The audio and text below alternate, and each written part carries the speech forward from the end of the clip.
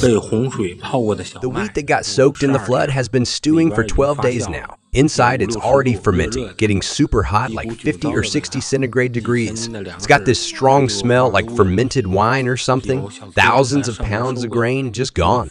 Some folks are coming around buying up this fermented wheat. They're giving like a dime per pound, using it to make industrial alcohol. There's like half a foot of this nasty, stinky mud in the yard. Water got inside the house, rising over 3 feet high. Everything's just washed out and messed up. Furniture, appliances, everything's just thrown all over the place. You can't even walk. I don't even know where to start cleaning up. It's just heartbreaking. The walls in the house have cracks, the floor's caved in at places.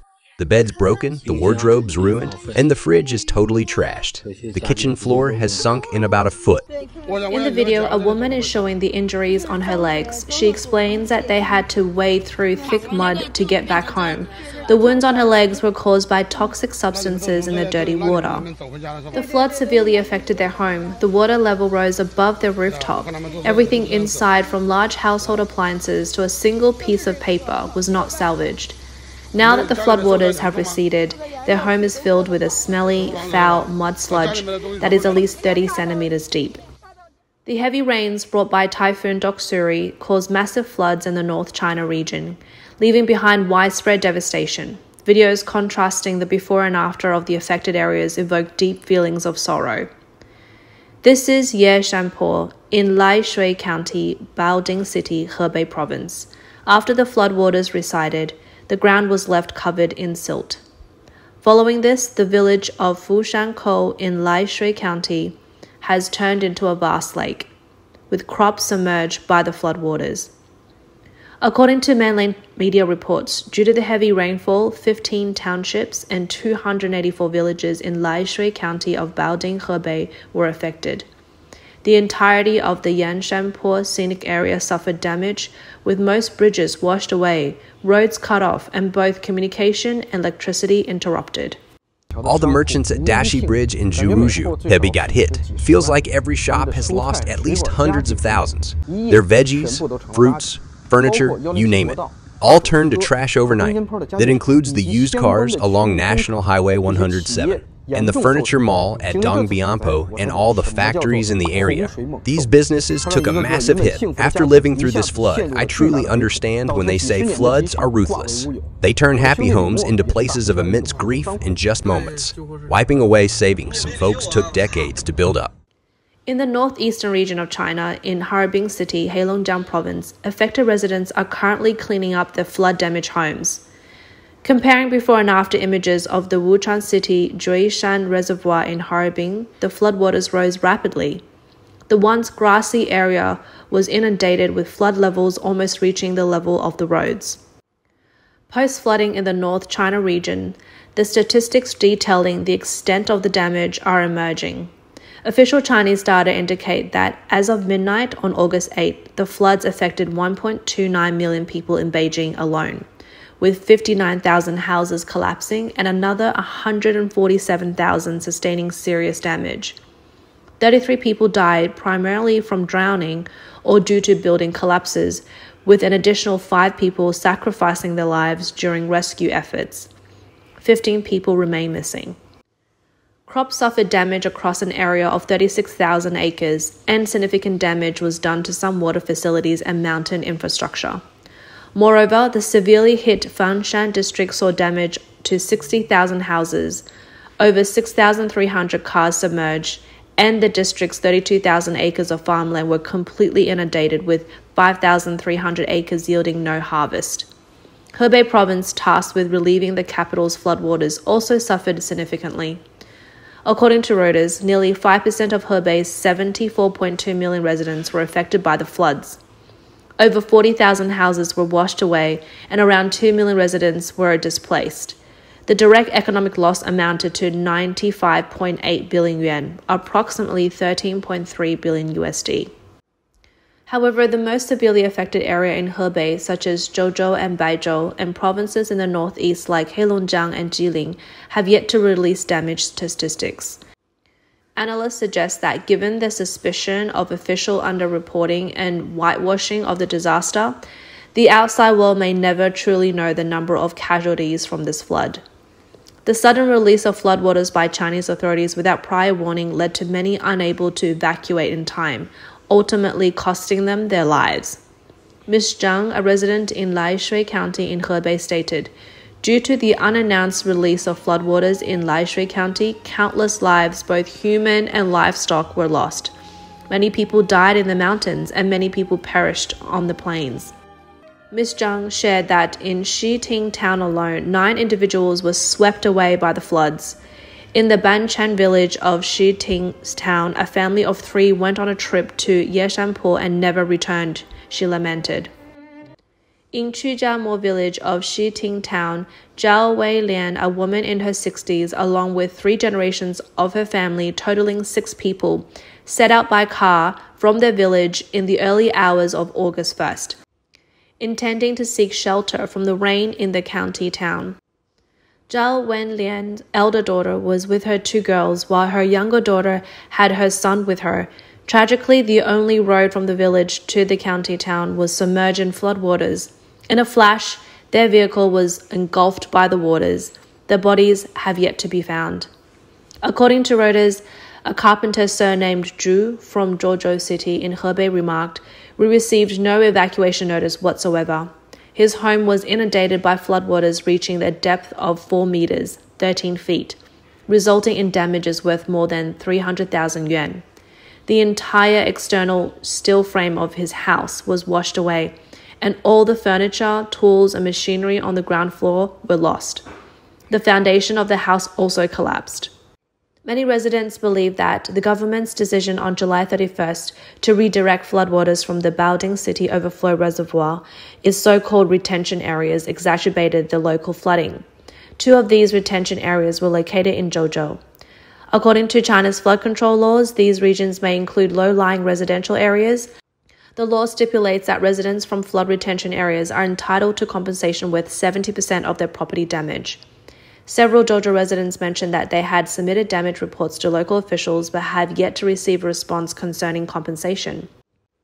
According to Hong Kong's Mingpao newspaper, residents of Dozhuang town in Zhuozhou City, which were severely hit, were recently allowed to return home. However, due to disagreements between villagers and officials over the extent of the damage, cleanup efforts have been halted. Mr. Liu, a villager involved in the production of colored steel, expressed his frustration. "Officials have been postponing the damage assessment. Our homes remain in disarray, uninhabitable, and it's heart-wrenching to see the state they're in." Other affected villagers angrily stated, "They're not even allowing us to clean up. In another 2 months, maggots will start breeding.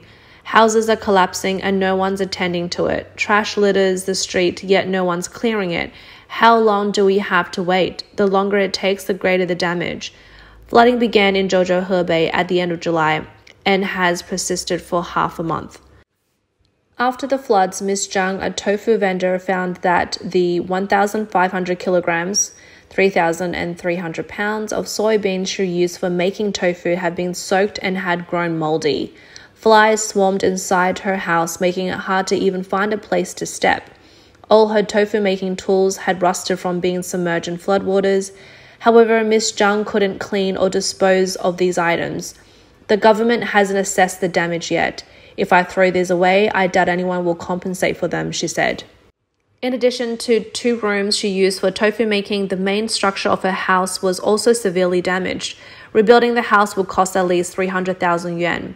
Her crops, including peanuts and corn, were also entirely destroyed by the floods. Mr. Liu, involved in animal farming, shared his anguish. "Almost 100 pigs from my farm either died or were swept away. It's all gone," he said, pointing to the dead pig carcasses littering his yard. Another breeder mentioned that out of 200 pigs, only a handful survived, resulting in a loss of more than 1 million yuan. Given the extensive damage caused by the flood in various regions, the Chinese government's disaster relief efforts appear to be too little, too late. Their allocated funds for the affected areas seem inadequate. As per the Ministry of Finance's website, on August 8th, 732 million yuan was urgently allocated as Agriculture Production Disaster Prevention and Relief Fund. to support 9 provinces and regions, including Hebei, Jilin, and Heilongjiang, and organizations like Beidai Group for flood prevention, disaster relief, and resumption of work. Previously, on August 4th, the Ministry of Finance and the Ministry of Water Resources announced an emergency allocation of 400 million yuan as Central Financial Water Conservancy Relief Fund to assist Beijing, Tianjin, and Hebei provinces in repairing damaged dams and other water conservancy facilities. According to Voice of America, while flood damages are estimated in tens of billions, the relief funds proposed by the Chinese government barely amounted to a few billion yuan. Professor Shi Heiling from Monash University's Business School in Australia believes that his highlights the financial strain faced by both central and local governments, especially after 3 years of an aggressive zero-COVID strategy. Professor Shi told Voice of America, the actual loss should be at least 10 times more than the official report suggests. What's perplexing is that despite the massive scale of the disaster, the Chinese government's investment in relief and reconstruction isn't much. It's not that they don't want to invest, they simply don't have the funds. Professor Shi noted that even before this flood, heavily affected areas like Hebei and Heilongjiang were already mired in debt.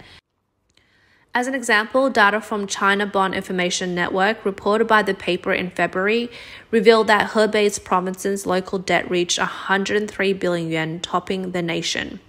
Not only are local finances stretched thin, but China's hope for post-pandemic economic recovery has also been faltering. As per the latest data released by China's General Administration of Customs on August 8th, exports in July decreased by 14.5% year-on-year, making the steepest decline since the COVID-19 outbreak in February 2020. Imports also fell by 12.4% year-on-year.